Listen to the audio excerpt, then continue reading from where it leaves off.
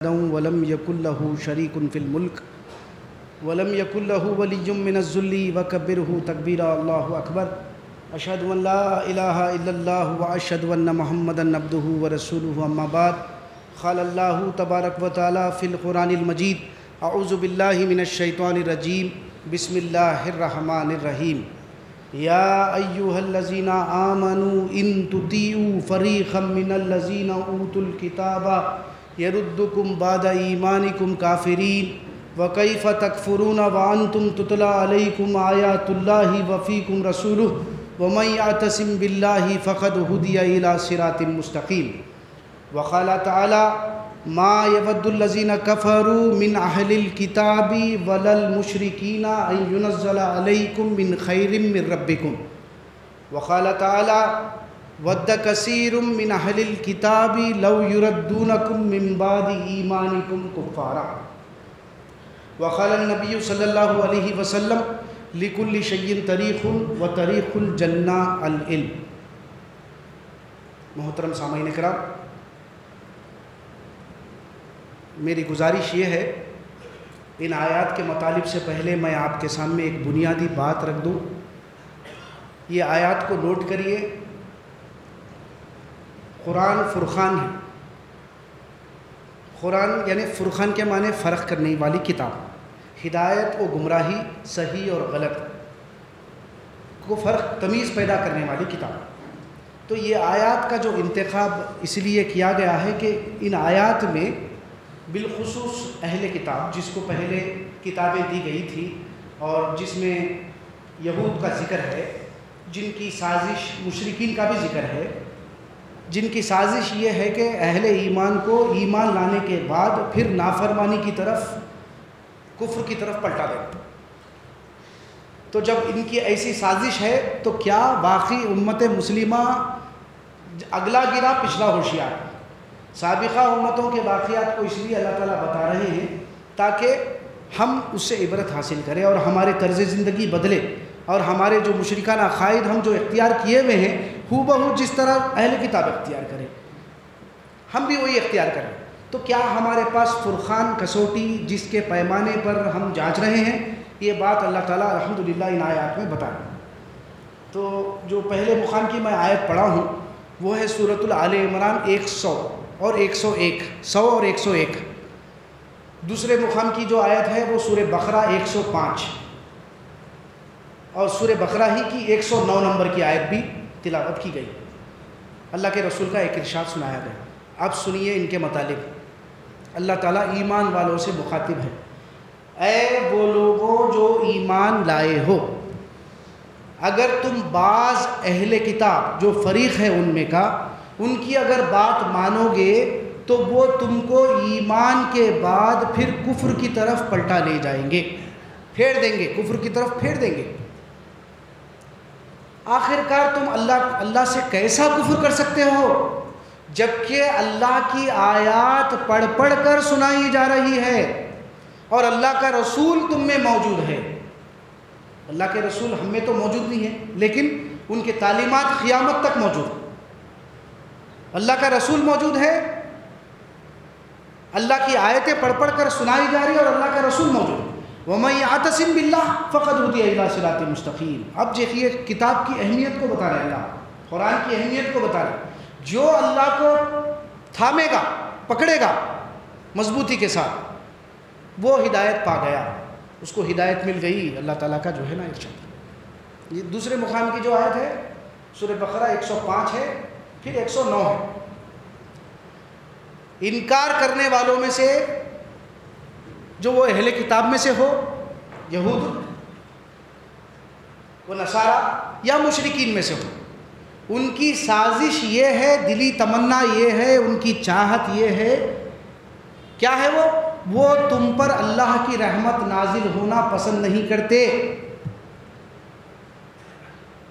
پھر تیسرے مقام کی جو آیت سورہ بقرہ 109، اہل کتاب کی اکثریت ود کثیر من اہل الکتاب لو یردونکم من بعد ایمانکم کفارا. ان کی اکثریت کی چاہت یہ ہے، دلی تمنا یہ ہے کہ وہ تم کو ایمان لانے کے بعد پھر کفر کی طرف پھیر دے. تو اتنے واضح آیات الحمدللہ اللہ رب العالمین قرآن میں بتا رہے ہیں، لیکن امت مسلمہ کا حال یہ ہے کہ ہم روایتوں میں کھو گئے۔ پھر سورہ جو ہے یہ اللہ کے رسول کا جو ارشاد ہے، دنیا میں حاصل کرنے کا ایک طریقہ ہوتا ہے، کوئی چیز اگر حاصل کرنے کا ہے کوئی نہ کوئی طریقہ ہے، اسی طرح اگر جنت حاصل کرنا ہے تو قرآن کا علم حاصل کرنا بے حد ضروری ہے۔ تو یہ مطالب ہوئے۔ اللہ رب العالمین خالق کائنات ہے، بندوں کو بندگی کیا ہے، زندگی کا طریقہ بتانے کے لیے ہم ہی میں سے رسولوں کا انتخاب کرے، رسولوں کو جو ہے نا مبعوث کرے اور ان پر کتاب نازل کرے، اور اس کے ذریعے سے انسانوں کو یہ حقیقت بتائے ہیں کہ یہ دنیا عارضی زندگی ہے، آخرت لافانی زندگی، لہی الحیوان اصلی زندگی ہے۔ اس کے دو رخ ہیں، جنت ہے اور دوزخ ہے۔ وفی الآخرۃ عذاب شدید ومغفرۃ من اللہ ورضوان، ایک ہے عذاب شدید جہنم کی شکل میں، اور اللہ کی رضامندی کا مقام مغفرت اور جنت۔ تو پھر اس جنت کو حاصل کرنا ہے، ابد الآباد زندگی، لافانی زندگی، جہاں پر موت نہیں آئے گی اور ہمیشہ جوان رہیں گے اور سر میں کوئی تکلیف نہیں ہوگی، بیہودہ کلام نہیں ہوگا، اور عیش و آرام میں رہیں گے، باغات ہوں گے جن کے نیچے نہریں بہتی ہوگی۔ تو اس زندگی کو حاصل کرنے کے لیے، اس دوزخ کے عذاب سے بچنے کے لیے اللہ تعالیٰ ہم کو دنیا میں بھیجے۔ تو اسی لیے تو ہم ایمان لائے۔ اے وہ لوگوں جو ایمان لائے ہو، جن سے اللہ مخاطب ہے، ایمان اس لیے لائے ہیں تاکہ ہم کو فکر ہے اس بات کی، دامنگیر ہے کہ ہم آخرت میں دوزخ سے بچے۔ ایک دن اللہ رب العالمین کے سامنے محاسبہ اعمال کے لیے کھڑے ہونا ہے، اپنی فکر اور اپنے اعمال کا حساب دینا ہے۔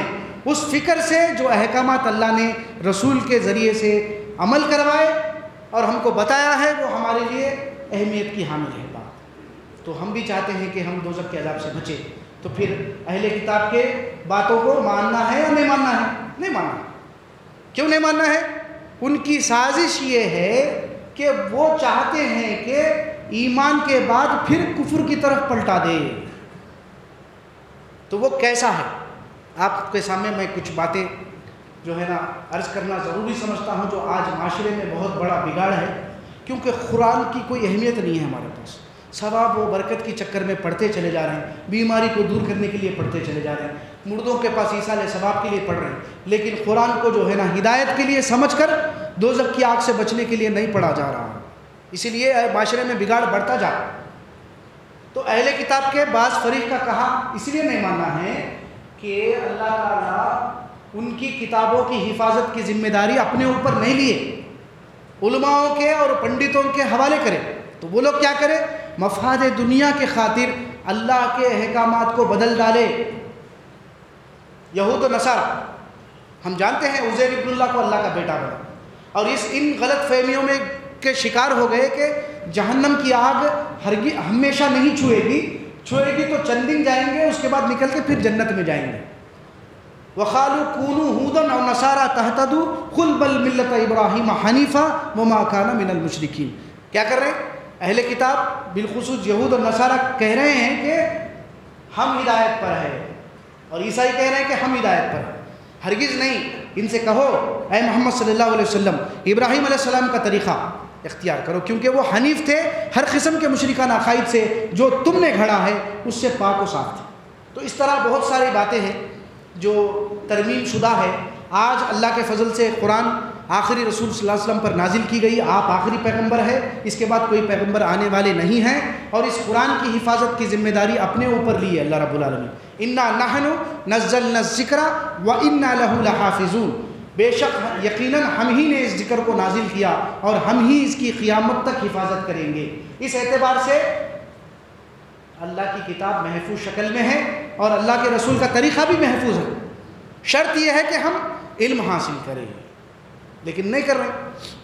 تو اللہ کے رسول صلی اللہ علیہ وسلم فرماتے ہیں، میرے بعد میرے متعلق تم باتیں سنو گے، ان باتوں کو قرآن پر جانچنا، اگر وہ قرآن کے مطابق ہے تو سمجھنا کہ میں نے کہا، اگر وہ قرآن کے خلاف ہے، قرآن سے ٹکراتی ہے، تو وہ ہرگز میری بات نہیں ہو سکتی۔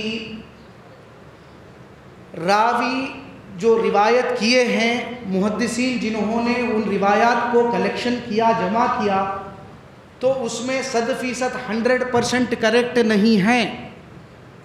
اس کا مطلب حدیثوں کا انکار نہیں ہے، یہ بھی ذہن میں بٹھائی۔ حدیث وہی ہوتی ہے جو اللہ کے رسول کے ارشاد کو حدیث کہا جاتا ہے یا کوئی بات کو حدیث کہا جاتا ہے۔ روایت ہم اس لیے کہہ رہے ہیں کہ رسول کے نام پر منسوب کرتے ہوئے آئی، اور کیا واقعی وہ روایت اللہ کی کتاب کے مطابق ہے، بالخصوص فکر کے معاملے میں، عقائد کے معاملے میں نص قرآنی کا ہونا ضروری ہے۔ اس معیار کو چھوڑ دیا گیا۔ عذاب قبر کی بات اللہ کے رسول صلی اللہ علیہ وسلم کو، جو پیغمبر ہے، اللہ نے اپنے منشے کو اپنے رسول کے ذریعے عمل کروا کر رہتی دنیا تک کے لیے آپ کے جو ہے نا ایمان کو اور عمل کو ہمارے لیے اسوہ بنا دیا، بلکہ آپ ایک جماعت قائم کریں، وہ ہے اہل سنت الجماعت اور صحابہ کی جماعت۔ ان لوگوں کا بھی یہی عقیدہ تھا۔ تو جو بگاڑ آیا، یہودن عورت سے یہ بات معلوم ہوئی، نمبر لکھ لیجئے، بخاری 1372، یہودن عورت سے یہ بات اللہ کے رسول کو معلوم۔ مکے کے 13 سال گزر گئے، مدینے میں ہجرت کر کے آنے کے بعد عائشہ صدیقہ رضی اللہ تعالی عنہا کے حق میں ایک یہودن ایک اچھا صلہ کرنے پر آپ کو دعا دی، اے عائشہ اللہ تجھے عذاب قبر سے محفوظ رکھے۔ عائشہ صدیقہ وہ بات ابھی تک نہیں معلوم ان کو، جو کون ہے؟ قرآن کا بہترین فہم رکھنے والی ام الماء، ہماری ماں ہے، تو آپ قرآن کا اچھا فہم رکھنے والی، آج تک وہ بات آپ نے نہیں سنی جو یہودن سے سنی۔ یہودن سے سنے ہو، ایک یہودی عورت نے آپ کو علم دیا، اللہ تجھے عذاب قبر سے محفوظ رکھے۔ تو وہ بخاری کی جو حدیث ہے آپ نکال کر روایت پڑھیے، 1372، عائشہ صدیقہ فرماتی ہے کہ میں نے یہ بات کبھی نہیں سنی، یہ تو جھوٹ بات ہے، جھوٹ ہو سکتی ہے۔ دیکھیے آپ کلمات کو غور کریے۔ تو جیسا رسول اللہ صلی اللہ علیہ وسلم گھر آئے، آپ سے جو ہے نا عائشہ صدیقہ رضی اللہ تعالی عنہا اس بات کو جو ہے نا ظاہر کری، تو اللہ کے رسول فرماتے ہیں ہاں بے شک عذاب قبر حق ہے۔ پھر میں نے دیکھا، عائشہ فرماتی ہے کہ اللہ کے رسول صلی اللہ علیہ وسلم ہر 5 وقت کی نماز میں یہودن عورت علم دینے کے بعد، اس سے پہلے نہیں، یہودی عورت کے علم دینے کے بعد آپ عذاب قبر سے ہر نماز کے بعد پناہ مانگا کرتے تھے۔ یہ ہے بخاری 1372۔ روایتوں کے تعلق سے میں بتا رہا ہوں، روایتوں میں اتنا کانٹرڈکشن ہے، تضاد بیانی ہے۔ اللہ کی کتاب میں تضاد بیانی نہیں ہے۔ مسند احمد 24754 لکھ لیجیے آپ، 24754 مسند احمد، ہو بہو یہی روایت، ہو بہو یہی روایت۔ یہودن سے معلوم ہوا کہ عائشہ کو عذاب قبر کیا واقعی حق ہے اللہ کے رسول؟ کس نے کہا؟ ایک یہودی عورت نے کہا۔ یہودی جھوٹے ہوتے ہیں، اور وہ سب سے بڑا جھوٹ کس پر باندھتے ہیں؟ اللہ پر باندھتے ہیں۔ تو اللہ کے رسول صلی اللہ علیہ وسلم قیامت تک کے پیغمبر، اور آپ کو علم نہیں ہے، کسی یہودی عورت سے آپ کو علم ہوا، پھر آپ پناہ مانگ رہے ہیں، پھر آپ دوسری روایت میں یہ بات آ رہی ہے کہ آپ اس کا انکار کر دے رہے ہیں۔ نہیں، کس نے کہا؟ جھوٹ ہے، قیامت سے پہلے کوئی عذاب قبر نہیں ہے، قیامت سے پہلے کوئی عذاب نہیں ہوتا۔ یہودی جھوٹے ہوتے ہیں، اور وہ سب سے بڑا جھوٹ کس پر باندھتے ہیں؟ اللہ پر باندھتے ہیں۔ کچھ وقت نہیں گزرا کہ پھر اللہ کے رسول گھر آئے، پھر جو ہے نا آپ نے عذاب قبر سے پناہ مانگنی شروع کر دی، یعنی آپ کو بعد میں علم میں آئی بات۔ تو یہ جو ہے اتنی غلط باتیں ہیں۔ فکر کے متعلق اللہ رب العالمین ہر بات کھول کھول کر اللہ کے رسول صلی اللہ علیہ وسلم کو بتا دیے ہیں، کوئی بات اللہ کے رسول نہیں چھپائے۔ تو تضاد بیانی آ گئی۔ ایک روایت میں کہہ رہے ہیں کہ عذاب قبر حق ہے، اور دوسری روایت میں راوی یہ بیان کر رہے ہیں کہ اللہ کے رسول نے کہا یہودی جھوٹے ہوتے ہیں، جس نے بھی کہا قیامت سے پہلے عذاب ہے وہ جھوٹ ہے، اور قیامت سے پہلے کوئی عذاب نہیں، یہ جھوٹی بات ہے، یہودی جھوٹے ہوتے ہیں اور اللہ پر جھوٹ باندھتے ہیں۔ اب قرآن کیا کہہ رہا ہے؟ فرقان میں تو بات ہونا نا، قرآن اس کا انکار کر رہا ہے۔ قرآن اللہ رب العالمین کیا کر رہے ہیں؟ ہم کو متنبع کر رہے ہیں، ان کی سازشوں سے، ان کی کارستانیوں سے اللہ رب العالمین ہم کو متنبع کر رہے ہیں کہ اے وہ لوگوں جو ایمان لائے ہو، اگر تم اہل کتاب کے بعض فریق کا کہاں مانو گے تو وہ تم کو ایمان لانے کے بعد پھر کفر کی طرف پلٹا لے جائیں گے۔ تم آخر کار اللہ سے کیسا کفر کا رویہ اختیار کر سکتے ہو؟ کیسا اس بات کا انکار کرتے ہو؟ کیسے اس کی حقیقت کا انکار کرتے ہو؟ الہ واحد ہونے کا انکار کرتے ہو، جبکہ اللہ کی آیتیں تم کو پڑھ پڑھ کر سنائی جا رہی ہے، اور اللہ کا رسول تم میں موجود ہے، اس کے تعلیمات قیامت تک کے لیے محفوظ ہے۔ جو اللہ کو مضبوطی سے پکڑے گا، وَمَن يَعْتَصِم بِاللَّهِ فَقَدْ هُدِيَ إِلَىٰ صِرَاطٍ مُسْتَقِيمٍ، اللہ کو مضبوطی سے پکڑنے سے مراد کیا ہے؟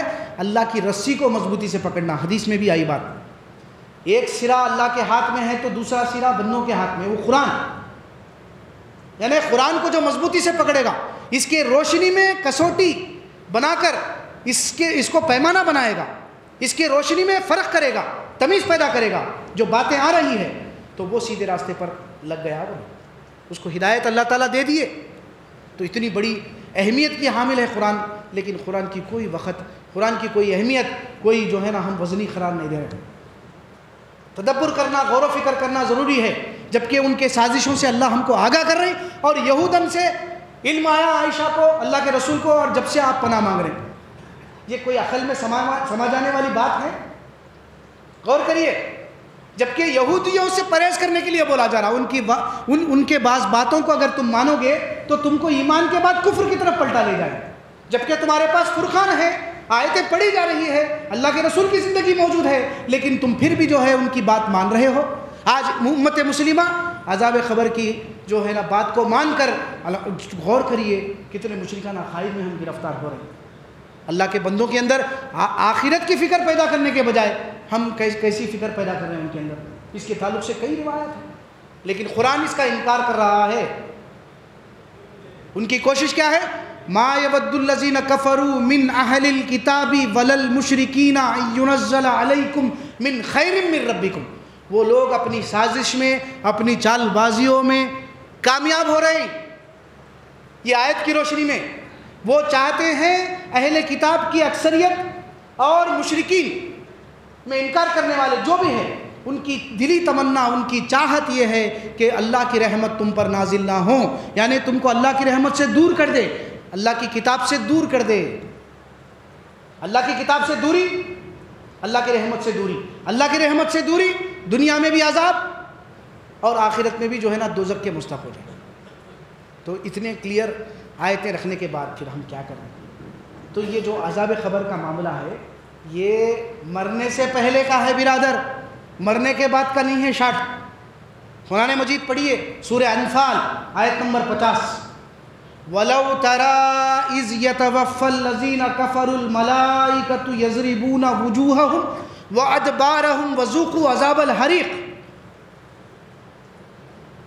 کاش اے نبی صلی اللہ علیہ وسلم آپ اس شخص کے حالت کو دیکھ سکتے جب میرے بھیجے ہوئے فرشتے اس کے منہ پر اور اس کی جان کھینچنے کو پہنچتے ہیں، اور اس کے منہ پر اور اس کے پیٹوں پر مارتے ہوئے، ضربے لگاتے ہوئے اس کی سختی سے جان نکالتے ہیں۔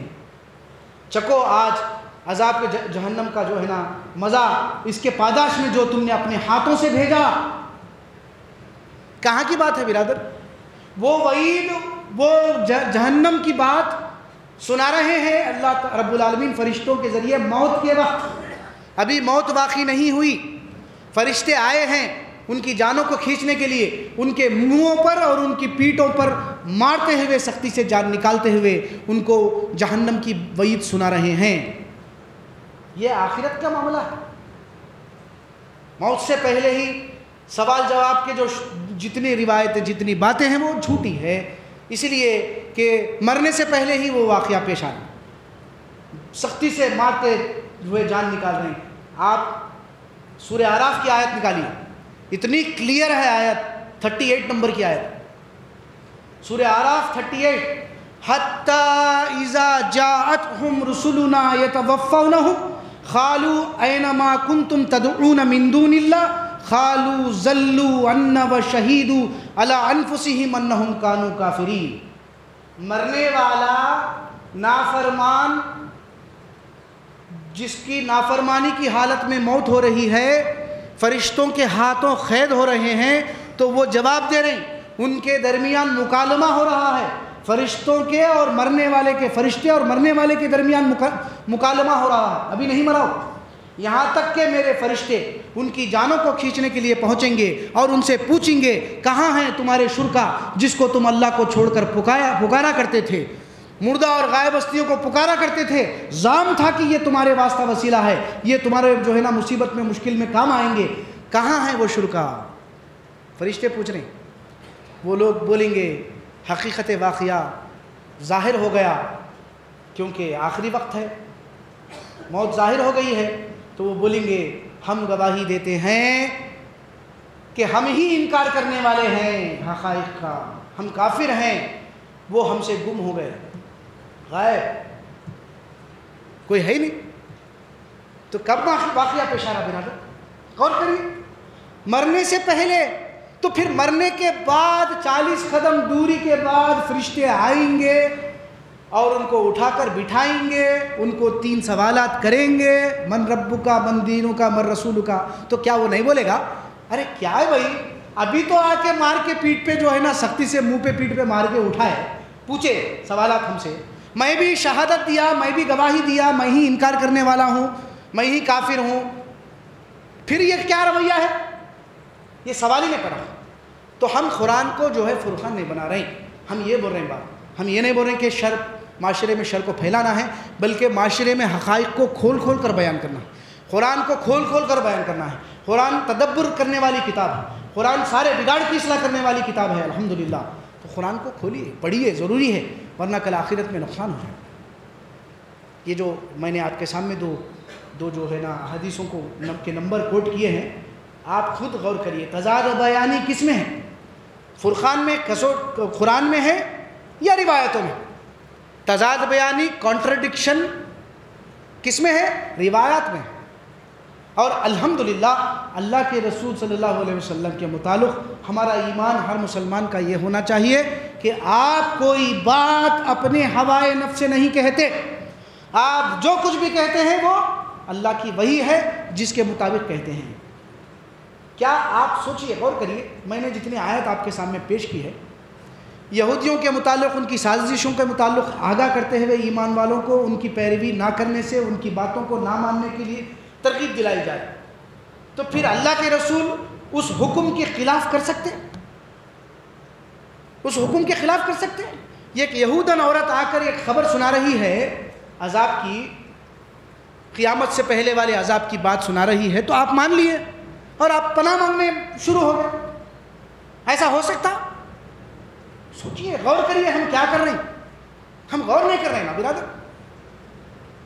پھر دوسری بات, بار ہاں درس قرآنوں میں خطبات کے ذریعے یہ آیتیں کوٹ کی جاتی, انسانوں کے اعمال کا بھرپور بدلہ دنیا میں نہیں دیا جائے گا, بلکہ صرف میدان حشر آخرت میں دیا جائے گا.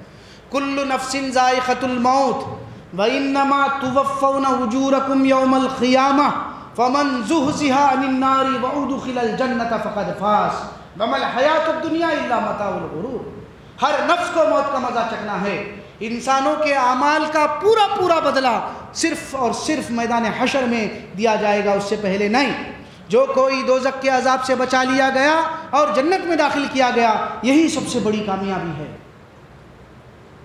پھر زلزال, سورہ زلزال پڑھی آپ. ابھی جو اس سے پہلے آیت پڑھی گئی وہ آل عمران 185 ہے. سورہ زلزال میں اللہ رب العالمین کلیئر کر دے رہے ہیں, چاہے وہ اچھے اعمال چاہے وہ برے اعمال, بتائے جانے والا دن صرف میدان حشر ہوگا, اس سے پہلے نہیں. اس سے خود بخود وہ روایت بھی جھوٹی قرار پاتی ہے جو پیشاب سے بد احتیاطی کی وجہ سے، چغل خوری کی وجہ سے خبر میں عذاب ہو رہا ہے۔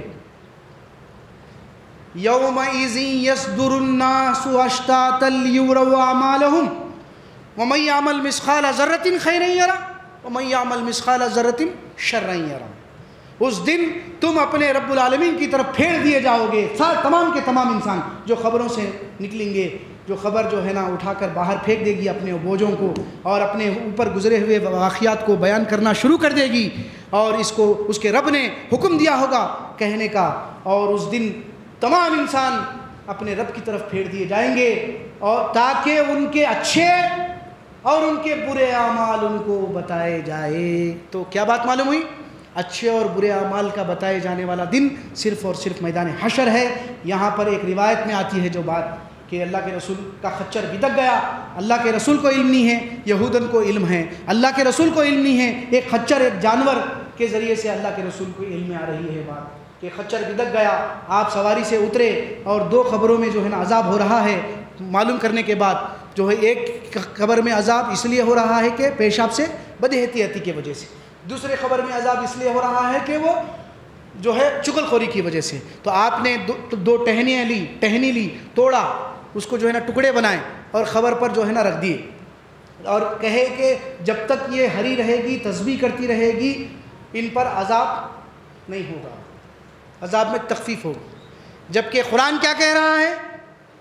نہ عارضی نہ ابدی، نہ عارضی نہ ابدی، نفع نقصان کے آپ کیا ہے؟ ذمہ دار نہیں ہیں، آپ سے سوال نہیں کیا جائے گا۔ لیسا لکا من الامر شیء او یتوب علیہم او یعذبہم فانہم ظالمون، سورہ آل عمران 128۔ فیصلے کے اختیارات کے معاملے میں اے محمد صلی اللہ علیہ وسلم آپ کو کوئی اختیار نہیں ہے، کس کو عذاب دینا ہے، کس کو بخشنا ہے، یہ پورے کا پورا معاملہ اللہ کے اختیار میں ہے۔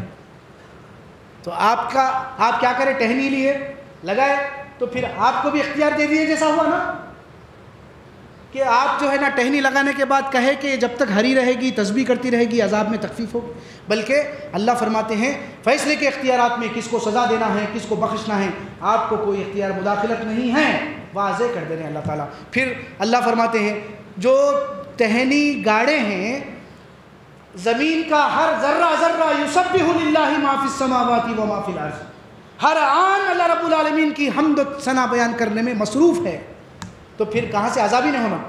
تو یہ باتیں خود بخود جھوٹی قرار پاتی ہے۔ آپ ان آیتوں کو، ان روایتوں کو غور کریے، اور بالخصوص قرآن مجید کو سمجھ کر پڑھنا ضروری ہے، اور اپنے آنکھوں سے پڑھیے برادر۔ ایسا نہیں کہ صرف آ کے خطبہ سن رہے ہیں، درس قرآن میں شریک ہو جا رہے ہیں تو ہمارا حق ادا ہو رہا، بلکہ یہ بھی ہے سننے سے، دیکھنے سے، پڑھنے سے انسان متاثر ہوتا ہے، تو لیکن زیادہ متاثر اسی وقت ہوتا ہے، زیادہ تکبر کرنے کا موقع اسی وقت ملتا ہے انسان کو جب وہ اپنے ایفرٹس، اپنے خود کی توانائیاں خرچ کرتا ہے، یعنی آنکھ کی صلاحیت لگاتا ہے، کانوں سے جو ہے نا سنتا ہے، اور اپنے زبان کا جو کو حرکت میں لاتا ہے، تو جب پڑھتا ہے، غور و فکر کرتا ہے تو تدبر کرتا ہے۔ اور یہ پڑھنا، تدبر کرنا اس لیے نہیں ہے کہ ہم کسی کو نیچا دکھائے یا ہم نامور شخصیت بن جائے، بلکہ یہ پڑھنا، یہ سمجھنا اس لیے ہے کل آخرت میں دوزخ کی آگ سے خود بچے، اللہ کے دوسرے بندوں کو دوزخ کی آگ سے بچائے۔ بارک اللہ لی ولکم فی القرآن العظیم ونفعنی وإیاکم بالآیات والذکر الحکیم، الحمد للہ رب العالمین۔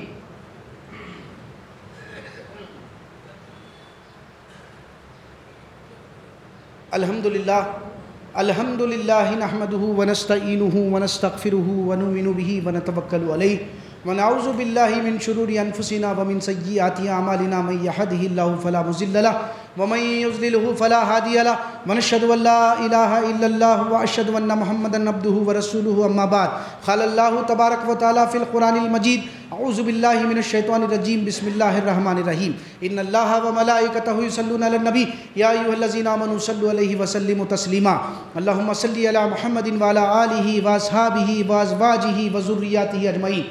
امیر المومنین خلفائے راشدین ابو بکر صدیق رضی اللہ تعالی عنہ، عمر رضی اللہ تعالی عنہ، عثمان رضی اللہ تعالی عنہ و علی رضی اللہ تعالی عنہ، ربنا آتنا فی الدنیا حسنۃ وفی الآخرۃ حسنۃ وقنا عذاب النار اللہم من احییتہ منا فاحیہ علی الاسلام ومن توفیتہ منا فتوفہ علی الایمان عباد اللہ ان اللہ یأمر بالعدل والاحسان وایتاء ذی القربى وینہی عن الفحشاء والمنکر والبغی یعظکم لعلکم تذکرون اذکروا اللہ یذکرکم وادعوہ یستجب لکم ولذکر اللہ تعالی اعلی واولی وعز وجل واتم اکبر.